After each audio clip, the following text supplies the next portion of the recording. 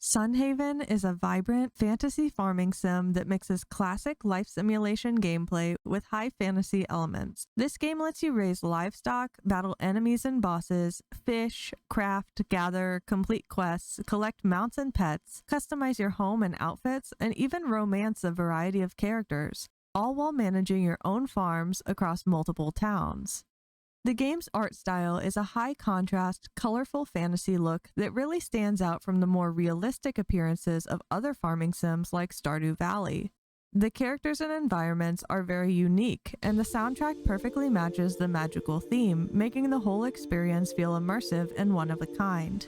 In Sunhaven, you arrive in a town plagued by darkness, and it's up to you to explore the world, which includes everything from elven cities to demonic realms, all while working to bring peace to the land. Throughout your experience, you can farm to your heart's content, raising crops and livestock, including unique fantasy creatures like silk moths, baby griffins, phoenixes, werewolves, tar slimes, and more, without worrying about any stamina limits like there are in games like Stardew Valley. There are also a lot of other nice quality of life settings that you can adjust anytime you'd like toggling off seasonal pests that eat your crops, changing the day length speed, and turning weather effects on or off. You can play this game single player if you'd like, or via online co-op multiplayer with friends. And this is an area where Sunhaven really shines. It's one of the few farming sims I've played where you can actually have up to 7 of your friends join you, making this a neat game you could play with large groups.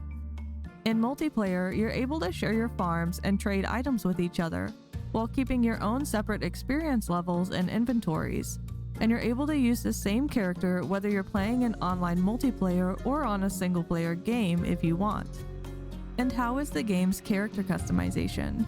You can choose from a wide variety of fantasy races to play as: human, elf, demon, angel, Amari, elemental, or Naga, each with unique abilities based on which one you choose. There are also 10 different professions to pick from: farmer, orchard farmer, rancher, explorer, spellcaster, duelist, toolmaster, angler, baker, and royalty in your past life, each coming with a couple of free starting items or gold, but a couple do provide you with boosts to your stats or extra crafting recipes that you wouldn't have been able to access until later in the game. The player is genderless, and there's a good amount of different customization options you can choose per race to make the character feel like your own. And if you want to change things up, you can head to the Salon and tweak your appearance for free. Some players might feel this is a little immersion breaking, but it is nice to have the flexibility to change your character's look. And as you play, you'll level up and be able to expand skill points into various skill trees: farming, mining, combat, fishing, and exploration. Of course, you can't max out all of your skills just by leveling up to the maximum level. But if you would like to do this, there are skill elixirs you can buy from the town hall or skill tomes you can craft at the anvil that will allow you to fill out your skill tree even more, which is really cool. And something else that's pretty awesome is that the skills you choose can affect your multiplayer experience, giving some neat extra benefits to friends for playing together. Sunhaven is also packed with romanceable characters, each with their own personality, appearances, and seasonal outfits. And I really love the wide variety of aesthetics they have for each of these characters. Various appearances, races, and drastically different attitudes give you a lot of romantic options to choose from. There's gift giving, tens of thousands of unique dialogue lines from the characters, in-game seasonal events like festivals and holidays, different quests you can do, dates you can go on, and more. The development team has put a lot of time into romance in this game, and it really shows. Sorry if I mispronounce any of these names or forget anyone. There's a lot of characters you can romance. 23 as of the time of this video, to be precise. There's Anne, a merchant with expensive tastes and a brash personality; Catherine, a reclusive witch; Lucia, an archmage and the town leader; Lynn, a shy smith and fellow newbie in town; Kitty, an energetic cat girl; Xyla, a cocky and domineering demon; Iris, a determined and experimental elf; Vivi, a cute yet somewhat threatening Amari; Myieon, a somewhat anxious angel; Zaria, a bitter water elemental; Claude, a brooding vampire and musician; June, a kind-hearted teacher and counselor; Liam, a timid and nurturing baker, Nathaniel, a justice-devoted Sunhaven defender, Wornhardt, a dedicated doctor, Darius, the heir to the demon throne, Donovan, a playful catboy, Vaughn, a curious and free-spirited elf, Kai, a friendly and easygoing Naga, Lucius, a silly and casual attendant to the moon, Wesley, a deeply focused historian, Shang, an honorable and experienced swordsman, and Karish, a shark Amari with the heart of a hero. And if you can even believe it, there's plans for them to add even more romanceable characters to the game soon, according to their official Trello board. The romance system includes heart levels, dating events, and even some extra romantic late-night date interactions. You can even get married and have kids together if you want to, which are nameable and will grow to toddlers over time. There is no jealousy mechanic in the game, so you are technically able to romance as many characters as you like, but you can only marry one person at a time. And before I get off the topic of characters in the game, I do want to briefly mention that the game isn't fully voice acted and the non-romanceable NPCs don't actually have character portraits, which could take away from your overall game immersion a bit. Something in Sunhaven that you'll either love or hate is that you will eventually receive up to 3 farms to take care of. If you really like managing your time between various plots and places, you will probably love this feature. But if the idea of being a single person trying to take care of 3 different farms seems overwhelming to you, you might find this to be a bit too much to juggle. Interestingly, each of the 3 major cities you'll frequent actually has their own currencies and resources. And when I say resources, I mean that they each have their own versions of basic things like stone, ore, and wood. This can feel a bit clunky and confusing at times, especially when you have to have a crafting table for each, an anvil for each, a furnace for each, and so on. Even if the developers had kept the different materials per each city, which is a cool idea, having everything just condensed down to the same crafting tables would have made the entire system way less tedious and overwhelming. For those who love collecting different items in cozy games like this, Sunhaven does have a museum similar to Animal Crossing's or Stardew Valley's. You'll have to go there to check what you need to donate, and items are organized in bundles similar to Stardew's community center. For those of you who love seeing the things you've donated on display, you can also walk around the various rooms in the museum to see all the things you've turned in. As for combat and exploration, there are mines similar to the ones you'd encounter in Stardew Valley or Fields of Mistria. Instead of breaking rocks or defeating enemies to find the staircases down to the next levels though, in Sunhaven you will find rusty keys that drop from the rocks you break or from enemies you defeat, and these will allow you to open a big gate that lets you get into the next floor. But this is where the mechanic gets a little weird. To keep the gates to the floors you've unlocked open, you will have to craft additional keys with various tiers of ores. This could certainly be tedious or annoying to some players. The mines in the other 2 cities operate on a bit of a different system. They don't use the rusty key and gate system, but instead require you to offer a high value key or ticket up front in order to enter. The mines in these cities are only 1 floor, and they're bigger depending on the value of the key or ticket that you decide to donate in order to enter them. But despite the mining system's potentially cumbersome elements, the ability to level up different skills allows you to enhance your attacks in different ways, and using magic in the game feels genuinely fun. While the world of Sunhaven is unique and engaging, the story itself doesn't quite live up to the premise or the game's rich aesthetic. It serves its purpose, but the dialogue can certainly feel a bit surface level at times. The fetch quests you encounter can get a bit repetitive, and the arcs of development leading to the ending do feel a bit weakly done. However, while it's no narrative masterpiece, the story is sufficient enough to serve its purpose, leading you through the game and giving you a reason to play. Let's also talk briefly about the downloadable content for the game. The DLCs for Sunhaven are entirely cosmetic, including things like furniture, clothing items, hair options, mounts, and pets. You do not have to pay for romanceable characters, different areas in the game, or anything that affects your actual gameplay, which is really nice. Now, let's talk about where the game is at today and what the devs have planned for Sunhaven's future. In 2020, Sunhaven started out by launching a quite successful Kickstarter campaign, gaining almost 1,500 backers and a pledge total of just over $85,000. At the end of June in 2021, the game released into early access on Steam, and then in March of 2023, Sunhaven fully released. In November and December of 2024, it was ported to the Nintendo Switch in various regions. Since launching into early access, the game has been updated with new story quests, events, bosses, a revamped skill tree, seasons, mining updates, crafting updates, Withergate's Carnival, romance editions, and so on. Since the 1.0 release, Sunhaven has received an epilogue, translations, more character customization options, additional romanceable characters, upgradable barns, additional farm animals, birthday celebrations, new regions, the ability to have kids, controller support, a black market, bug fixes, a teleportation feature, balance tweaks, new decor items, optimization improvements, and more. And as for the future of the game, the developers have stated that they are actively working on Sunhaven just as much as they always have been throughout its development. And they plan to continue working on Sunhaven for years to come, adding more content and improving as many existing issues with the game as they reasonably can.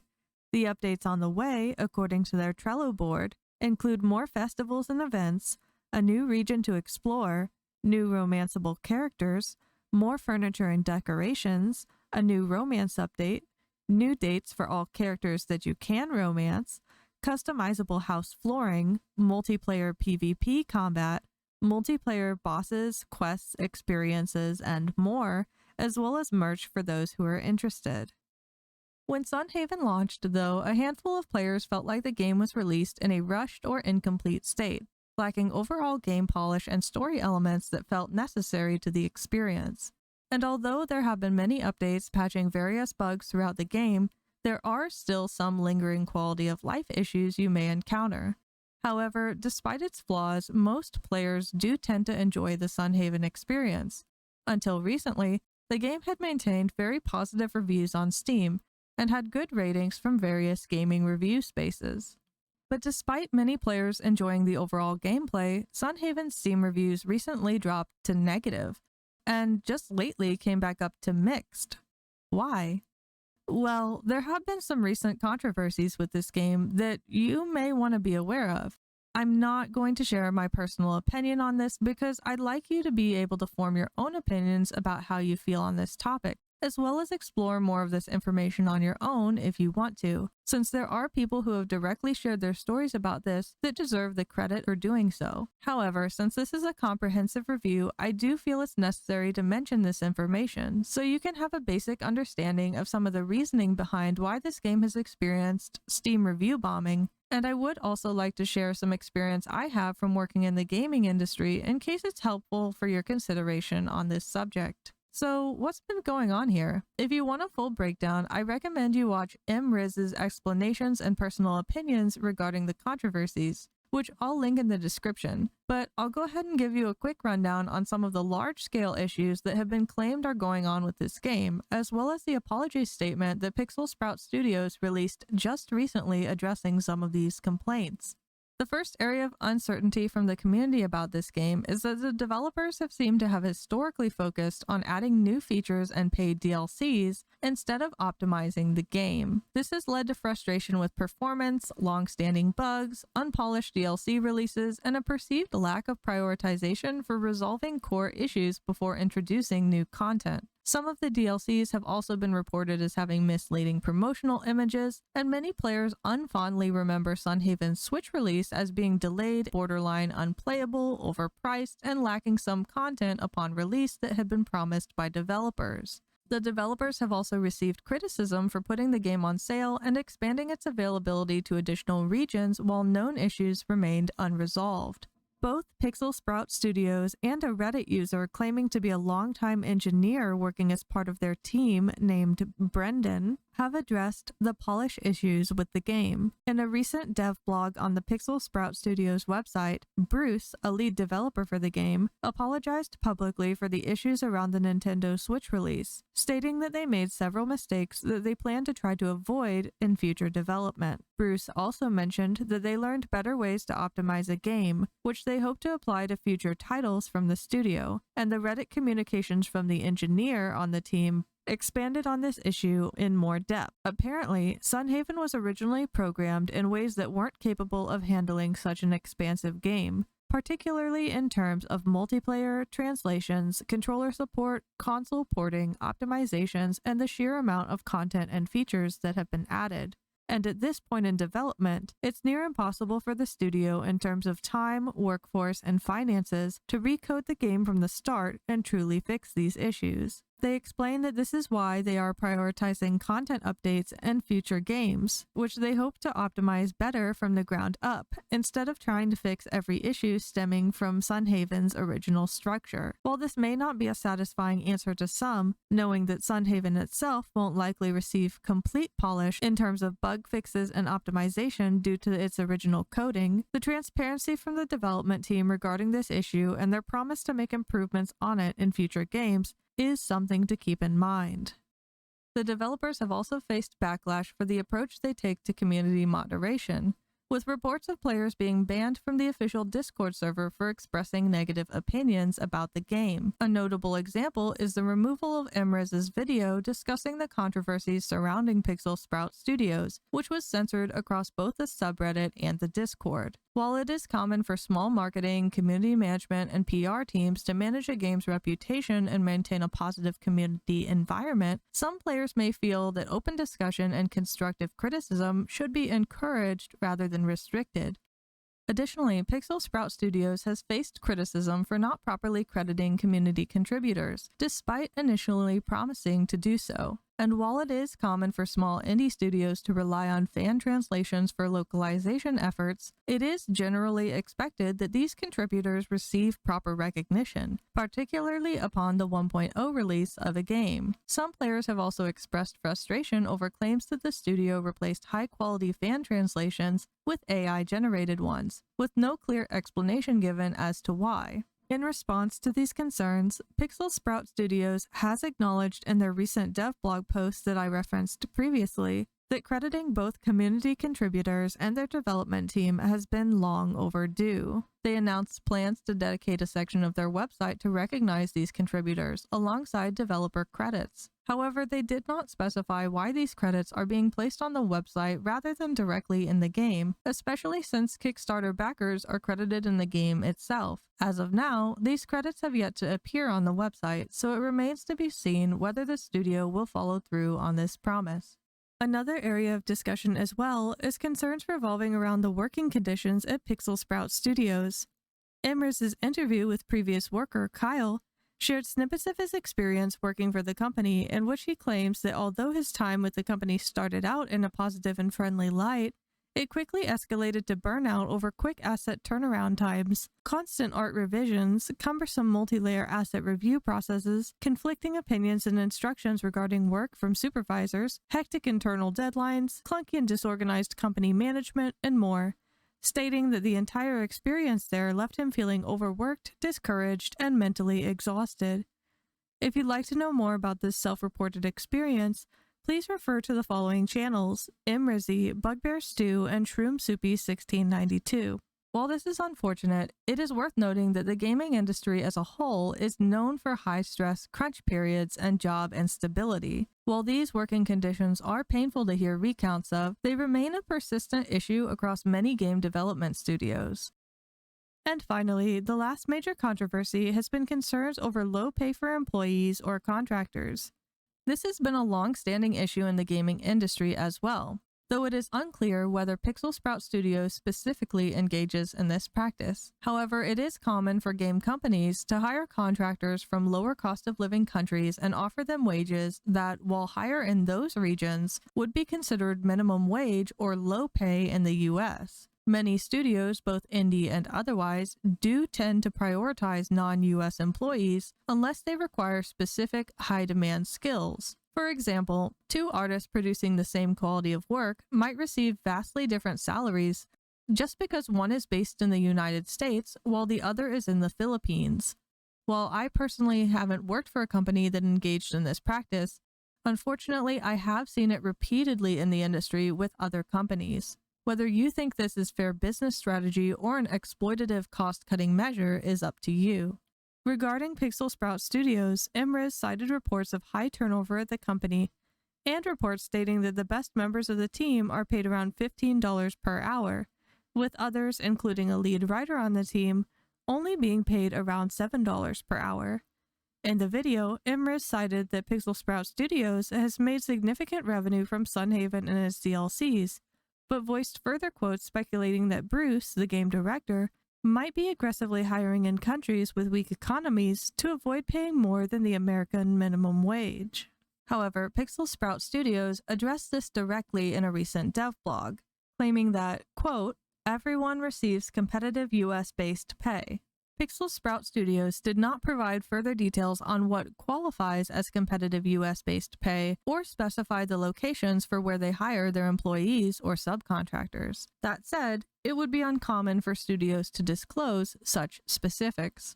However, the Reddit user I mentioned previously, proclaimed to be an engineer at Pixel Sprout Studios, claimed in their recent Reddit post that only around 25% of Pixel Sprout Studios workers, regardless of if they were subcontractors or employees, were based outside of the US. So, if that percentage is true, it may be less likely that the company is heavily engaging in the aforementioned hiring practices. Brendan has stated that in their experience over several years working for Pixel Sprout Studios, they have not seen much turnover from employees, and that many employees have worked there for multiple years. To keep in mind that this is all reported personal experience, so ultimately it's up to you to decide which sources you find credible.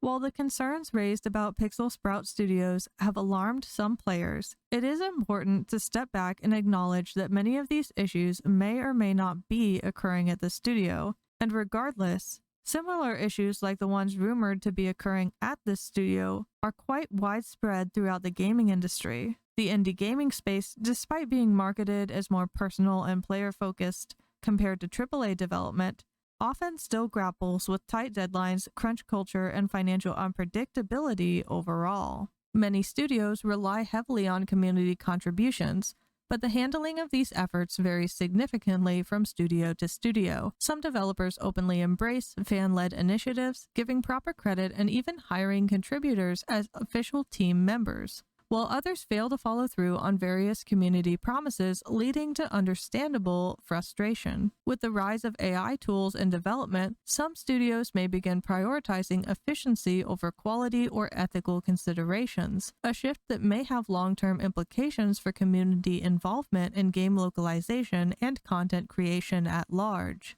Regarding workplace culture, game development is an inherently volatile industry. Even studios with good intentions often struggle to balance ambitious creative visions with financial realities, leading to burnout, mismanagement, and high employee turnover. This doesn't excuse poor practices, but it does explain why similar reports emerge from indie studios and major publishers alike. Players may be surprised by how many of their favorite games were built under such difficult working conditions, and then there's the question of game industry finances. Players see the sales numbers and assume that a game's success translates into lavish profits for its developers, but the reality is often far more complex. Even well-selling indie games can struggle with sustainability, as studios must constantly reinvest earnings just to remain operational. This is why even successful indie developers frequently turn to crowdfunding, early access models, or external publishers just to stay afloat. And it's exactly why you see so many games unexpectedly stopping development or seemingly well-off studios suddenly shutting down. At the end of the day, it's up to players to decide what practices they are willing to support. Transparency and ethical treatment of contributors and employees should be industry standards. But the reality is that many studios, big and small, operate behind closed doors. Some are simply better at maintaining their public image. Whether Pixel Sprout Studios is an example of these practices or not is something you can determine for yourself, but the mention of a potential controversy at all should beg the question, how many games that we know and love are made via potentially concerning industry practices? Alright, let's discuss pricing. Sunhaven is available on the Nintendo Switch store at a full price of $29.99, though it's slightly lower on Steam for PC at $24.99. I've seen it go on sale for as low as $25.49 on the Switch store, 15% off, and $9.99 on Steam, 60% off, which is a very significant discount. If you're interested in the game but unsure about the controversies surrounding the developers, waiting for a deep discount like the 60% off Steam sale might be a good option. How does it compare to other farming sim prices though? Is it fair? With comparable games like Stardew Valley being $14.99, Fields of Mistria at $13.99, and even Traveler's Rest at $17.99 at full price, Sunhaven is a fair bit more expensive if you aren't buying it during a sale. However, it does stand on its own due to its high fantasy elements. Since Stardew Valley is known as a classic farming sim experience, Fields of Mistria has a bit of a retro feel, and Traveler's Rest leans toward farming mixed with running your own tavern.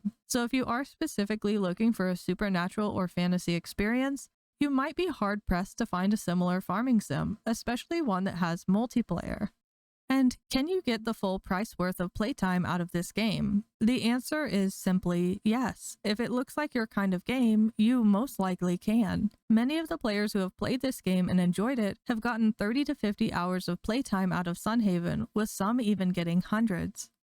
So what's my verdict? If you enjoy farming sims with RPG mechanics, supernatural themes, magic, and high fantasy vibes, you'll probably have a great time with this game. And if you like combat, have friends who enjoy exploring mines and fighting enemies, or just have a lot of friends you'd like to play something cozy with, this could be a solid pick for co-op play. But if you're not fond of heavy management elements, somewhat complex crafting and progression systems, segmented areas and economies, the key-based mine progression, and a bit of grinding, especially in crafting and resource gathering, this game might not be for you. And of course, if you feel uneasy about the studio's actions or remain skeptical about the studio's apology, you might not feel comfortable supporting the game financially. Whatever you decide, I hope this review helped you make an informed choice. I aimed to keep it as unbiased as possible, and felt like it was time for a more recent review of the game to be published, since there has been so much shifting information going around about it. If I was someone who was brand new to Sunhaven, I think I would feel very confused seeing so much conflicting info around. So I just wanted to put it all into one place to help others, so anyone considering the game can make the choice how they feel about the game overall. Thank you so much for watching. If I missed anything, please let me know in the comments below. There was a lot of information to cover in this video, and Sunhaven has so much content and has had so many updates throughout development that I tried to keep track of all of the then-now changes, but there certainly could be something I overlooked. And please feel free to share your personal opinions about anything I discussed. I'd love to hear your thoughts.